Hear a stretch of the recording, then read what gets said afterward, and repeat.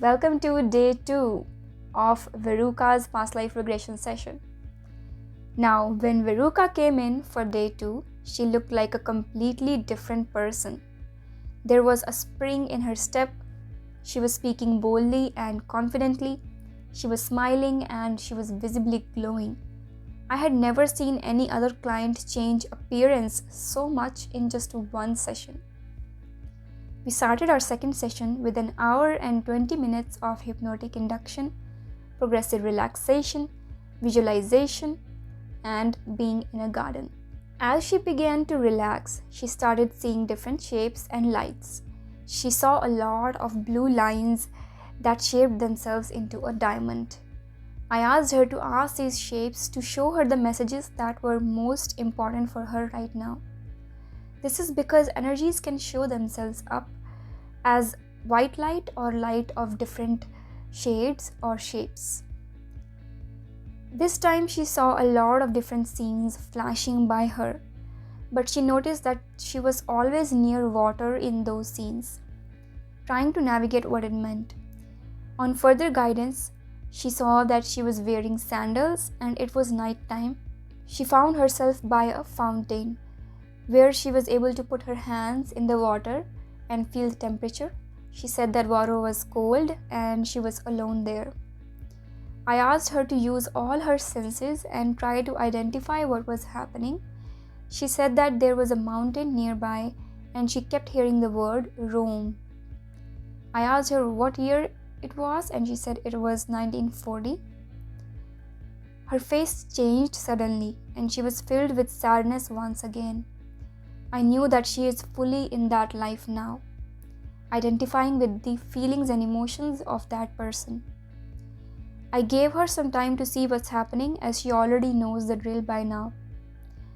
After some time, she told me that her husband of that time used to force her to sleep with other men for money. She began to cry profusely, saying that her husband was feeling very familiar, but she couldn't recognize him from his face.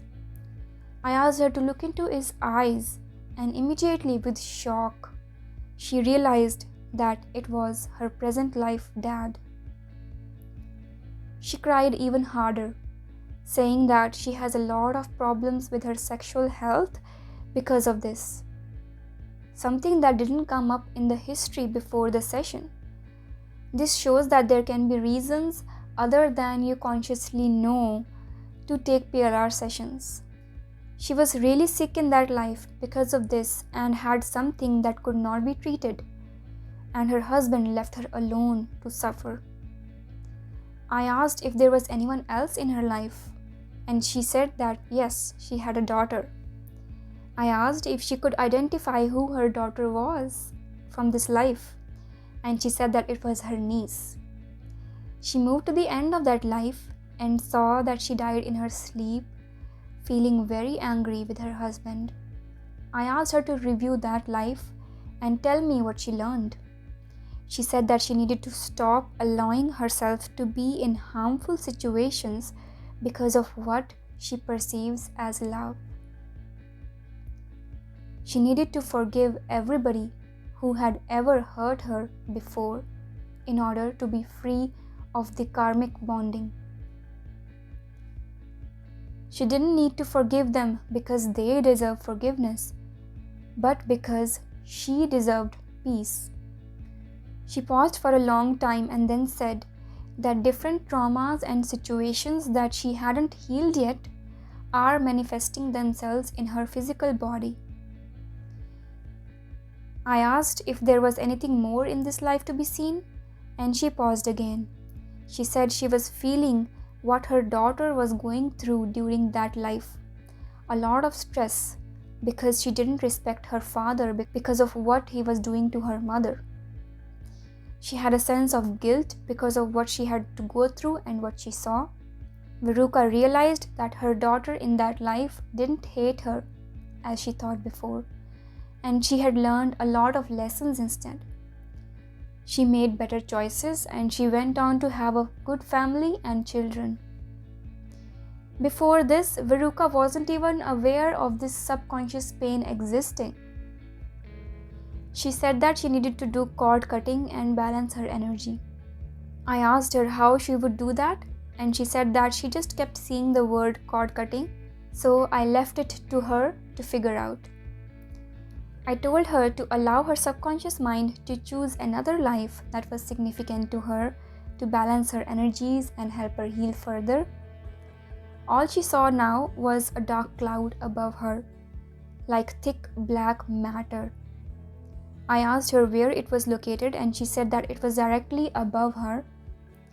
I told her that she could talk directly to that cloud and ask questions. She said that she could see it covering all the people in her family like a generational curse. She took a long pause and then said that there was a lot of fighting amongst her ancestors. She could see them fighting amongst each other. I asked her to allow her subconscious mind to show her how to heal this generational curse.